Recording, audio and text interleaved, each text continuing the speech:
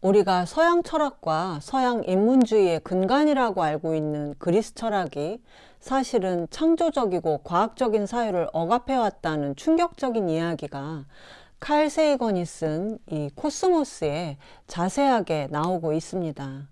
플라톤의 제자로 아카데미아에서 20년 동안 공부한 아리스토텔레스는 알렉산더 대왕의 가정교사를 한 것으로도 유명한데요. 플라톤에 이어 그리스 철학의 바톤을 이어받은 아리스토텔레스는 지구가 우주의 중심이라고 확신했습니다.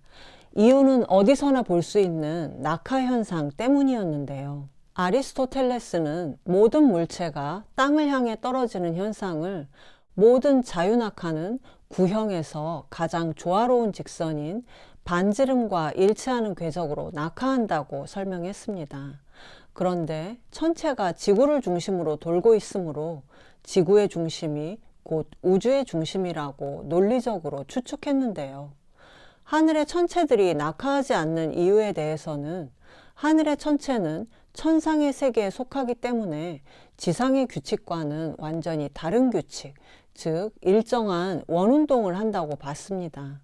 이유는 원이 가장 이상적인 도형이라는 이유였는데요. 물론 당시에도 천체가 타원형 운동을 한다는 과학적인 근거를 가진 주장도 있었지만 천체가 어떻게 불완전한 운동을 할 수 있냐는 이유로 거부했습니다.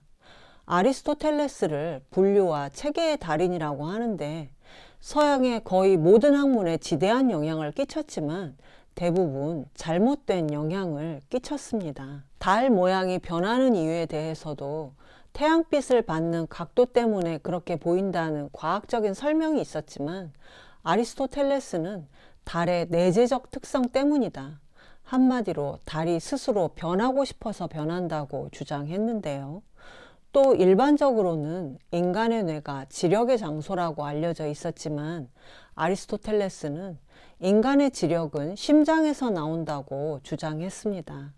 그리스 철학의 가장 큰 역할이 과학을 회방놓는 것이었다고 하지 않을 수 없는데요. 그리스 철학이 이렇게 과학과 정반대의 입장을 갖게 된 것은 칼 세이건의 코스모스에 의하면 플라톤과 아리스토텔레스를 포함한 그리스 철학자들 대부분이 토지를 가진 지주계급이었고 노예 노동에 의지했기 때문이라고 합니다.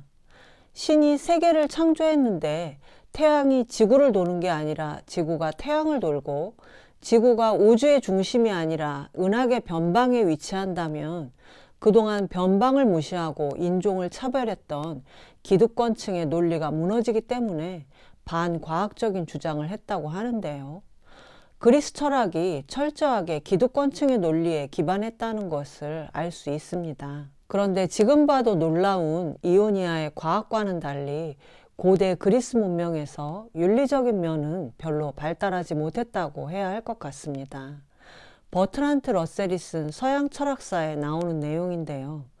러셀에 의하면 고대 그리스인의 세계관을 대략 이렇게 말할 수 있습니다. 그리스의 올림픽 경기장에 가면 세 종류의 사람을 볼 수 있는데 가장 낮은 계급은 경기장 주변에 모인 사람들입니다. 이들은 귀족의 심부름을 하는 노예와 물건을 팔기 위해 모인 상인들인데요. 이들은 경기에는 관심 없고 물건을 사고 팔기에 정신이 없습니다. 그 위의 계급은 경기에 직접 참가하는 선수들인데 고된 훈련을 받고 모험을 해야 하지만 경기에서 이기면 많은 부와 명예를 누릴 수 있었죠. 가장 높은 계급은 돈을 내고 구경하러 온 사람들인데 이들은 스탠드에 앉아서 느긋하게 경기를 관람할 수 있었습니다. 이 중에 기하학을 공부할 수 있는 사람들이 누구겠습니까? 바로 세 번째 계급인 경기를 구경하러 온 귀족들인데요. 돈과 시간이 있어야 세속에 물들지 않고 기하학에 몰두할 수 있고 그래야 해탈할 수 있다.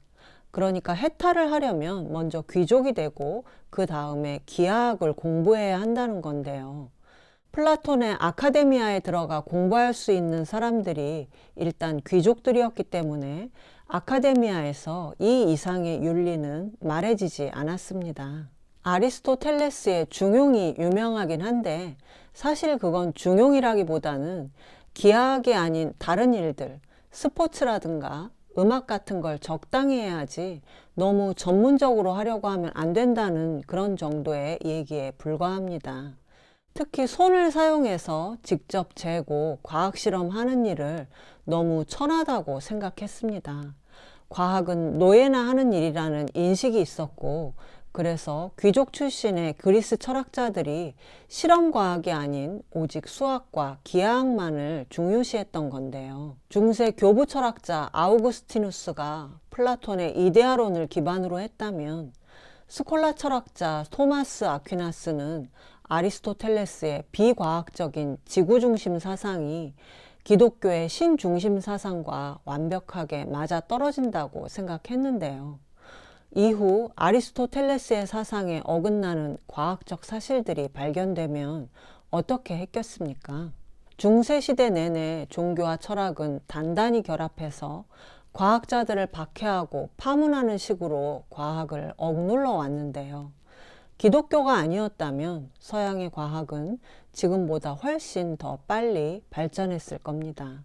다음 시간에는 그리스 철학과 결합한 기독교가 학문과 과학자들을 어떻게 탄압했는지 알렉산드리아 대도서관을 예로 들어서 말씀드리겠습니다.